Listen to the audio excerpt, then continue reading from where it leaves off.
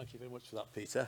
I think it certainly calls for a need for joined-up government to get to some of those solutions. The next speaker is Joel Rees-Jones from Natural Resources Wales. Joel is the project manager for the LIFE River Dee Project. This project aims to restore the River Dee to a more natural state through improving conservation status of the SAC habitats and species.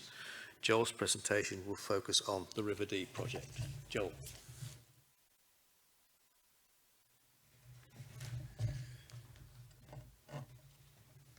Bore da pawb. Morning, everybody. Yes, I'm Joel, so I'm just going to cover through the project that we've been running on the River Dee. It's managed by NRW. We are the coordinating beneficiary, but there's lots of other partners in the project and also co-financiers. The project initially was set up to run until the end of this year. Stuff's taking a little bit longer, so we've extended it or we're in the process of extending it by 12 months to the end of 2025. And again, the project was initially sort of set to cost about 6.8 million. That's gone up quite a lot, and I keep trying to suck in money from other places. We're currently cost us about £7.5 million, so it's an awful lot of money across a reasonable amount of time.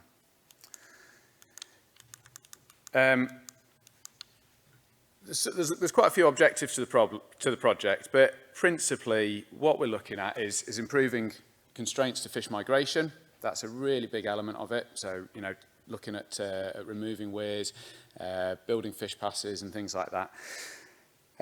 Restoring and improving those natural processes within the river. Tom touched on the sort of the importance of water quantity and the impact that has on quality. And making sure those processes and those physical processes are happening, and that has a knock-on benefit of looking after those habitats and species. There's obviously been a bit of discussion around the agriculture, but also our forestry practices. So the land management up in the forestry sector that particularly what NRW manages on behalf of Welsh Government, and reducing the amount of sediments and nutrients entering the SAC. We've been looking at the freshwater pearl mussels, so critically endangered on the Dee. When we started the project, we thought there might be 300 individuals. We're reckoning there's less than 100 individuals within the Dee. And then working with key stakeholders, so landowners, riparian owners, other organisations, through the project and also beyond the end of it, because there's going to be a lot of work. Once we've finished it, it's not going to be done. Just to be clear, there's a lot of work once we've finished the project that would still need to be done on the Dee. And what so the species we're kind of targeting, we've got salmon. Tom mentioned salmon earlier. Yeah, they're not in a good place at all across the range, across the UK. On the Dee, they're classed as at risk, and with a downward trend, they're really not in a good position.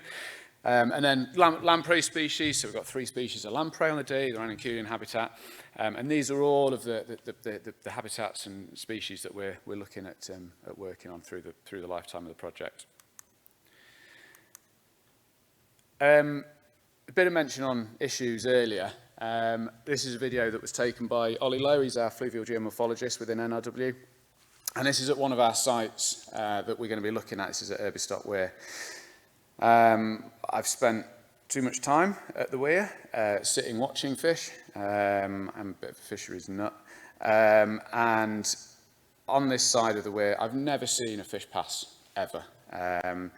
And you can see this video, there's countless salmon and sea trout trying to pass it, jumping and trying to pass it and failing. Those fish are all delayed, potential injuries and things like that. It's a really simple issue that we can see. Not a simple, it's a big issue, but there's a simple solution, take it out, which I'll come to later on. Other issues, again, some of these have been touched on. For us within the project, we've also got the issue of some of the reservoirs on the Dee. Obviously, it is often said to be the most heavily regulated river within Europe. It's massively regulated, and we've got a lot of reservoirs, three reservoirs plus Llyn Tegid. And the impact of that is that reducing sediment, the amount of movement as we go downstream, it traps all that sediment and that spawning gravels and things like that behind the reservoir, and that impacts on the downstream quality of the habitat for spawning and for habitat. So, what we're going to do? Like I say, it was a lot of money. It's not enough, but it's a lot of money that we've had, and a lot of work that we want to do. We're working right from Chester, right from the bottom end of the catchment. So Chester Weir is our lowest point, right the way up into the headwaters, right at the top. So the red dots up at the top in the forestry block. And we're looking at various things, which I'll go through some of the bits we've been doing. But like I say, weir removal, work within the forestry area. And then working all the way through the catchment with landowners, riparian zones, fencing them off and things like that.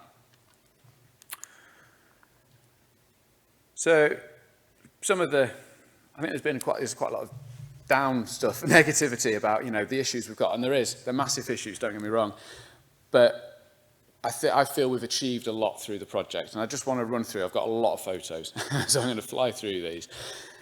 I feel we've achieved a lot through the project, and hopefully this will have knock-on benefits, and some of the results that I'll show you in a bit will solidify that. So we've got places like this. So this is on the Ceiriog, historically one of the big spawning tributaries. Top row going from left to right, before we did any work, soft revetment work, and then it's all planted up and growing really nicely. We use lots of timber from, in the local area that we introduced, lots of alder, lots of willow, and to solidify these the bank sides where agriculture, where grazing has been right to the bank edge and resulted in excessive erosion, more than we would like. Peter mentioned earlier about providing alternative sources of drinking water. Obviously, livestock, you can't just fence out a river and not provide something. So we've installed an awful lot of solar troughs through the catchment. These are a great solution, I think. They are not maintenance free. There is a lot of work that needs to be done with them by the landowners once they've been installed, but they are a really, really good solution because we can just fence it out and provide an alternative source. I love that photo on the left of that's Elgan Metcalf, who's one of our big contractors. Just finalising, sorting out one solar trough with all the cattle looking at him. And by and large, apart from a couple of acts of vandalism on our troughs or on the solar panels and theft, which is annoying, they've worked well. They do work well, and I would recommend it as a solution, particularly one of the companies that we've got them from. We've also taken out a lot of bankside protection, so where we've got these concrete blocks. So that's a photo of one of the river restoration officers, Rob Llewellyn-Smith. Unfortunately, Paulie was going to come today, but he couldn't make it. All of those concrete blocks, they were from when the flyover was built and used to just line the riverbank to try and prevent erosion. Obviously, it prevents it in one place, passes it on somewhere else. So we took all of those out and replaced it, I can see on the right-hand side there, with some soft revetment, which provides a far more natural habitat and additional benefits that Peter touched about with habitat. And lots of boulders, so huge amounts of the river, once you start walking it and looking at it, huge amounts of the river have been, had the boulders removed, dredged out historically, and this is, it's not unique to the Dee by any means. We've reintroduced thousands of tons of material back in, so big boulders back in, and I'll come to some of the results, one particular site where we had an amazing change through that boulder reintroduction. Fencing, we've done about, last count, 40 something kilometres, 42, 43 kilometres of fencing all along the river. I get and I agree that fencing and bankside protection and stuff is not perfect. We haven't got the land that we can just let the river do what it wants, and we have got the agriculture there. So it needs to be, there is a compromise with this. In an ideal world, I wouldn't fence it, I wouldn't put the bankside protection, I'd just let the river naturally erode, but we're not in that situation. But with the landowners we've worked with, this is down on Brinkenhouse Estate, and they've been amazing. We've done loads of work on the estate there, and you can see there the difference between each side of the fence line. It's pretty stark, from the grazed area on the left to the area that's had all livestock excluded on the right. And then barriers. So we're supposed to work on, I think it's 11 barriers. We're going to look at probably working on 13 through the project because we've identified a couple of others. And like you saw in that video earlier, they do have an impact on the movement of fish. But as well as that, they impact on those fluvial processes, movement of gravel through the system and stuff like that as well. The fish movement is an obvious one because we can go out and we can carry out electric fishing surveys and we know there's no fish there or there is. Small barriers, big barriers. This is a ford. It was put in the 90s, and it was a bit of a challenging site because it was on the England-Wales border, so we've got different councils. We had a public right-of-way over it. But we managed to get everything sorted out, and we took it out, which was brilliant, absolutely ace. Strategically, it's only about 60 metres from the confluence of the Ceiriog. So it excluded salmon. The majority of years, it excluded salmon and any migratory fish from accessing the rest of the of Morlass Brook. So a key need to focus on those strategic locations where you're going to have a really big impact. As part of this, what I mentioned, we had to move the public right-of-way, we had to put a new footbridge in and things like that. So there's a lot of work that went on with it, but a successful project. Another barrier, so this wasn't one that we were going to deliver, this wasn't identified when we put the bid in, but it's one that we picked up on, and again, it was about 80 metres from the confluence of the river of the Ceiriog again, and we went, and hopefully that works. Ooh, that's a bit loud, sorry. We built a rock ramp, so this now allows fish to migrate up on those flows. When it's elevated flows, it allows fish to migrate and access that spawning ground upstream. Again, more revetment, and you can see again those stages on the photos on the left there from before work started, work being delivered, and then a year later. And then the change is, so quick. And we went and actually electrofished that area back end of last summer with two of the other lads, and there was a lot of fish there, including lots of juveniles, but some really good sized trout as well, which was lovely to see. And there's all that cover that's been provided from it, and the inverts that come in and what have you. Again, more revetment, more soft revetment. It's a good way of doing stuff. Whenever we do any of this revetment, we always try and fence out as well.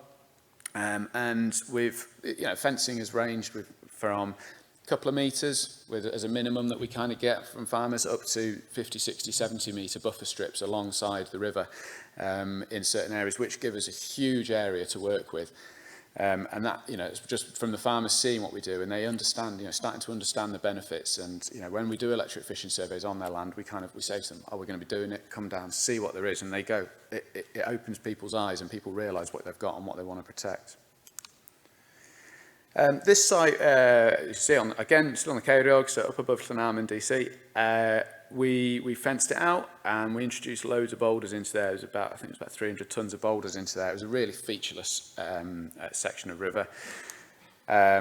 Solar troughs went in, fence line went in. It's all been tree planted. With the tree planting, we tend to focus on the south side of the river, improve that shading to keep that water temperature down that was mentioned earlier. And results sort of speak for themselves. So this was an electric fishing survey, so it's a really easy way of looking at, before we do any work, and once we've done some work, we go out and we electric fish, and we catch, we have a 50-metre section, and we electric fish through that section and it temporarily stuns the fish, and we can then record them, measure them and record them, and then they're fine, and we release them back into the area. Before we did any work in that section that we had in the photo a minute ago, there was 11 salmon, did the work, and we had 15 salmon, juvenile salmon. So, small improvement there. But the trout has gone from 65 individuals up to 147 in that 50-metre section. So it just highlights for me that by doing that kind of work, you can have a really quick result, which I take as a massive positive of that kind of work. We were also told in this area, said, that won't have an impact, and it was quite pleasing to be able to then show that and say it's had an impact. More weir removals, so this was terrarium weir. The terrarium is particularly important to deliver this one because although it was an old historic weir, although it doesn't look massive, the terrarium is heavily regulated. And when smolts, so juvenile salmon, are moving downstream on their migration out to sea, the ponded area upstream of this, they get held up there, and we see a lot of predators, so a lot of goosander and cormorants in that area. So it was a bit of a pinch point for them. The weir was redundant, it wasn't needed anymore, so we dismantled, we had a contractor come in and dismantle the weir, spread that material, stayed within the river channel, a lot of it was river boulders, stayed within the river channel, redistributed it, and we've got a far more natural looking section now that doesn't hold fish up as they're migrating downstream. Mentioned reservoirs. We've done work below all three, so Celyn, Brennig and Alwyn. We've done work below all three of the reservoirs up at the top of the Dee catchment. This is Brennig, one of our drone photos, and you can see here on the left-hand side was before we did any work. So this is immediately downstream of the reservoir. I think you can just see the weir, the dam wall in the right-hand photo through the trees. All the boulders have been pulled to one side for some reason, and so the photo on the left-hand side is the before. And there was no gravel, you know, it's been there for 50 odd years. And all the gravel that was there, any spawning gravel, it had all been washed downstream and it had been washed out. So there was no spawning gravel. There was a couple of patches where small tributaries come in and you've got like a metre squared, and that was the only place that salmon and sea trout and trout had to spawn on. So again, we introduced, I think it was about 1,100 tonnes of gravel into there. We moved all those boulders back into the river, and you can see that over the two right-hand photos on compensation flow, and then a higher flow, a more elevated flow on the right-hand side. And we've got, you know, we've been out and seen reds. So when fish have spawned, they create a red, and they're quite visible. And you can see these reds, so we know, and we've done electric fishing survey, so we know it's been successful. We know that by providing that, we're providing that habitat, that vital habitat, and fish are using it. Again, similar thing, looking downstream, so you can see the channel on the left-hand photo, channel on the right side, boulders have been dragged over, spread them all out, introduce the gravel, job done, away we go. And even more stark was the Alwyn. The Alwyn's an older reservoir, been there since about 100 years-ish, something like that. And you can see on the left-hand side there, you know, pretty canal-like. That's not somewhere that you'd expect migratory salmonids to be. It doesn't look ideal. And about 1,200 tonnes of boulders and gravel has all been moved in there. And we've done quite a lot of drone surveys of that section to look at the changes, and it's amazing. And the reservoir does overtop occasionally, and they do have scour valve releases, and it's how it's distributed that gravel and stuff now is amazing, and it's become a real haven. And I was down there a while ago, and there's otter spraying on some of the big boulders that I saw. So the species are there and are moving in that we haven't seen before because there was no fish there. Again, below on the Chwerin, so below Celyn Dam, Celyn Reservoir, we worked with, this is where Canolvan Chwerin is, so it was, the National Whitewater Centre. So really, it's quite a sensitive area, and we had to work with CT to make sure that what we wanted to do didn't impact on them from the rafting and kayaking perspective. But it's been really positive, really well received, and again, there's about 1,500 tonnes of material has been reintroduced back into the Chwerin. Should point out that they are, by doing that, it's not we walk away and finish, because that reservoir is still there. It's going to keep moving that gravel down, and we're going to have to keep doing it. But we've set up a system now, and that is, we can do that in those places in future. On the Chwerin, those green stars, the bulk of those green stars, that is exactly the area that we introduced all of the material in. So we can see really easily a massive impact. Sorry, I thought I got a photo of them. A massive impact, and there was an awful lot of spawning in that area. So again, really positive. Another small weir, this wasn't one, again, another one that wasn't in the project. This was part of a fencing scheme that we delivered. We came across this boulder weir, This is, again, quite low down on the Melloch, and the Melloch forms part of the SAC. And the numbers, the electrofishing results upstream had dropped the previous couple of years. And we went in and we found this really low down on it, pulled it out, and then hopefully, results will go back up. Obviously, fencing is a bit tricky, so we, especially on the main river, so we're quite particular about where we go. We've used a few different techniques. This one is just as an example.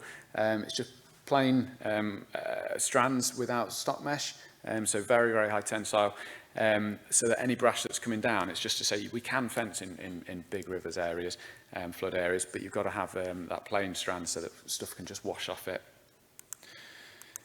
Llangollen, 2 weirs in Llangollen. I play this video. I put this time lapse in, and I think I had it taking a photo every 5 minutes. I mean, this project was in the planning for like 2.5 years or something, and they actually went in and had it all done in about 45 minutes. It was like, so I really regret not having a faster time lapse or just sitting there videoing it, because I missed an awful lot of it. But this machine went in, Menzie Muck went in, and they took out that central notch to create improvement for upstream fish passage. Each one of our weirs, we tend to have a focus on upstream or downstream migration, because they tend to have an impact on one or the other. And this particularly was for upstream migration. Chester Weir, so right down at the bottom end. This one, like I was saying, we have a focus. This was for downstream passage. And before we did the work, there is a notch in the top of the weir, and we wanted to replace the gate so we can open that. So during that smolt run, when those fish are moving out to sea, they don't like structures at all. They shy away from it, and we wanted to make sure that they had improved downstream passage. So we open that notch up, get more river noises. And you can see these fish, these are all salmon smolts coming down and dropping down through the notch. And that was about an hour after we'd done the work. So I was a little bit pleased with that. It was a good Friday afternoon. Pearl mussels I've mentioned. We've got 50 pearl mussels down at Cledog Hatchery. We're rearing them with a view to reintroducing them back into the river in future. And we're working on securing some sites where they'll be reintroduced in future. We've done a lot of awareness raising, and our contractors have done a lot of awareness raising as well, going into schools themselves to actually talk to the kids and talk to them about what we've done and why they're working in an area which has been amazing. And then monitoring, I have to fly through, we do a lot of monitoring, so acoustic monitoring, we look at how fish are moving up and down the river through acoustic tags. Electric fishing, like I mentioned, we do a lot of that.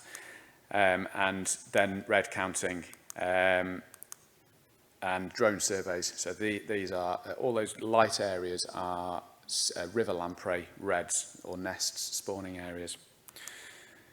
And still to come, we've got a couple of big structures. So Urbistock Weir, big barrier. And the red area, we're going to remove that red area in the middle of the weir. Horseshoe Falls, bit of a sensitive one, UNESCO World Heritage Site. If you're going to work on a site, don't do it on a UNESCO World Heritage Site. It is a challenge, but we are in the process, it's in for planning at the minute, to put a bypass channel in there. If we achieve this, I'll be absolutely made up, because it's a hell of a site to work on. And a couple more on the Ceiriog, and that's it. Sorry, overrun. We have got a river model in the other room. We're having some slight technical difficulties with it. So come and have a chat with us. We can tell you how it works. It might not be working, I'm afraid. Anyway, thank you.